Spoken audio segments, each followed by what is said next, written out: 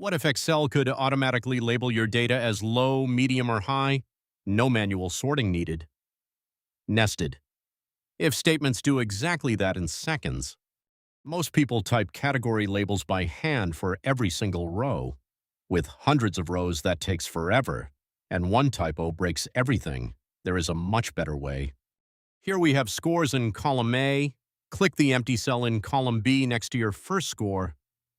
This is where the nested if formula will deliver your automatic label. Type the nested if formula.